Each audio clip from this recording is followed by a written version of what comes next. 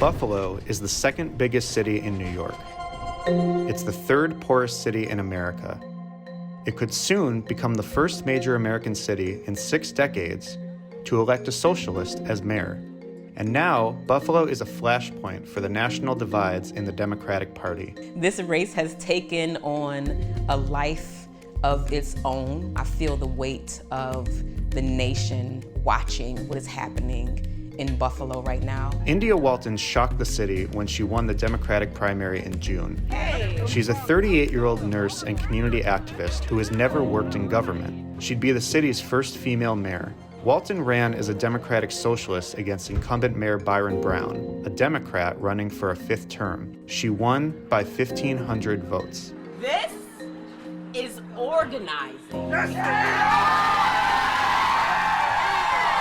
When we organize, we win! But Brown didn't concede. Instead, he's running against her as a write-in candidate. And they have said to me that they do not want a radical socialist occupying the mayor's office in Buffalo City Hall. And he set up a campaign office right across the street from hers. That's a heck of a coincidence. Walton is endorsed by Bernie Sanders, who used to be a mayor, and by Alexandria Ocasio-Cortez. We do it in Buffalo, we can do it anywhere.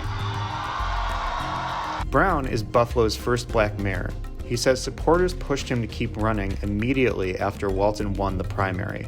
Emails, letters coming in, people stopping me on the street saying you need to keep running, you need to save this city. But his write-in campaign is getting some of its biggest support from Republicans, developers, and the police union. I have never been an intense partisan. I have been a pragmatic, progressive, moderate. And New York State's Democratic Party and Governor Kathy Hochul, who's from Buffalo, haven't issued an endorsement, even though Walton is officially the Democratic nominee. In the race's final days, both candidates are running on the same question. What would actually happen if a socialist becomes mayor? This is about making Buffalo better.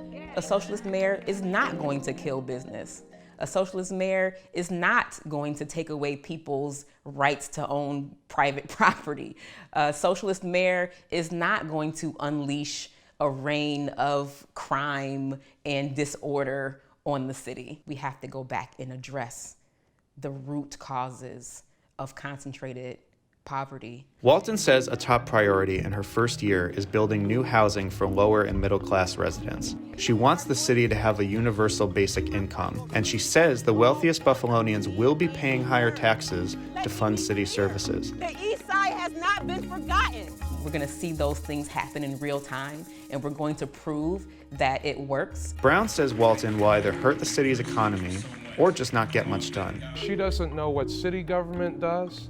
She doesn't, from what county government does, from what the state government does. She just mixes it all together like the mayor is some all-powerful figure. But he's surprised Walton's ideas connected with so many voters in Buffalo. What I underestimated was there were people that organized around socialist ideology, and they had organized in a section of the community that came out in pretty large numbers. There's always something bubbling under the surface here in Buffalo. People just waiting to get activated by. I think, this is just the beginning. We're going to see so much more organizing. If you look at what's happening nationally, you find all over the country that socialism is no longer a dirty word with a lot of people. People are looking and searching for answers, because they realize that a lot of things that they face today are not working. Buffalo is a Rust Belt city whose population and economy declined for decades.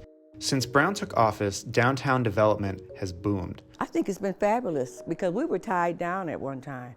But when Mayor Brown came into office, things did change, and it was for the better. But poverty, not so much. Nearly 1/3 of Buffalo's residents live in poverty, including 43% of its children. The conditions here put Buffalo in the forefront. How do you deal with the reality that this is a majority Black and people of color city, and most of them are poor? Do you take responsibility for that as the mayor for the past 16 years? We've done a lot of interventions and programming, and if not for my interventions and programming, I think the poverty rate here could be a lot deeper. Does it bother you, though, where it is right now? Of course I'm concerned about where poverty is right now.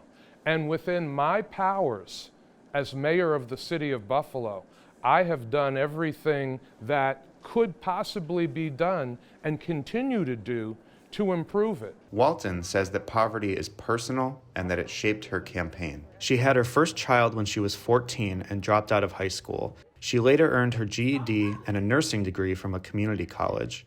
Walton says that just a few years before her campaign, she had left an abusive marriage and struggled to support 4 children on a nurse's salary. I'm walking my 5-year-old in 20-degree weather, 5 blocks home with 4 bags of groceries, right?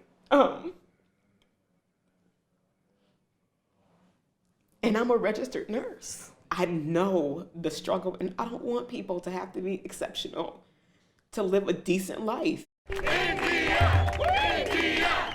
India! I am Mayor Byron Brown.